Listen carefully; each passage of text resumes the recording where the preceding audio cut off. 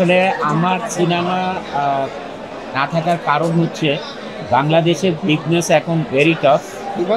কারণ ইউক্রেন যুদ্ধের জন্য আপনারা আবার কেউ মনে করেন না যে বাংলাদেশের বর্তমান পরিস্থিতির জন্য, না, এটা হচ্ছে ইউক্রেন যুদ্ধের জন্য গার্মেন্টস ইন্ডাস্ট্রির বিজনেস ইজ সো টাফ নাও। কারণ হরমুজ প্রণালী দিয়ে যে ভেসেল যেত, এটা আমেরিকা যেত 35 দিন, আর ইউরোপে যেত হচ্ছে ম্যাক্সিমাম 26 দিন। আর এখন এই ভেসেল যায় আমেরিকা যায় 62 দিন লাগে, ইউরোপেও 50 দিন লেগে যায়। কারণ হরমুজ প্রণালী দিয়ে ভেসেল না যাওয়ার কারণে বায়াররা আমাদের দেশে এখন অর্ডার কমিয়ে দিয়েছে, সিজন আমরা ধরতে পারছি না বিদায়, এবং প্রাইস কমিয়ে দিয়েছেন। আমি চাই না যে আমাদের যে কর্মসংস্থান আছে, 12,000 লোক কাজ করে, এই কর্মসংস্থানে কোনো সমস্যা হোক, এই কারণে আমি ম্যাক্সিমাম এখন বিজনেসের ফোকাস দিই।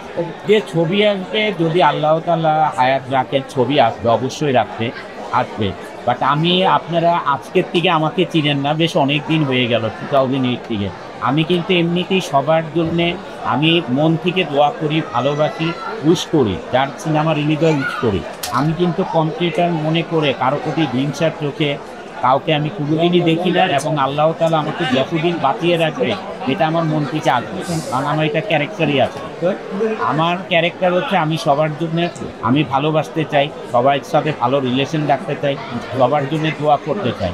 আর আপনি যেটা বলছেন যে এটা একটা কম্পিটিশন মার্কেট থাকলে সবার জন্য ভালো হয়, সেটা আসলে হল মালিকদের জন্য ভালো হয়, দর্শকরাও মজা পায় যে এই ছবিটা দেখি, আগে দেখি বা এটা এরপরে যে দেখি, তাদের একটা চয়েস পায়। এখন তো আমরা দেখি যে ঈদে অনেকগুলো ছবি রিলিজ হয়, সেটা তো সমস্যা হচ্ছে।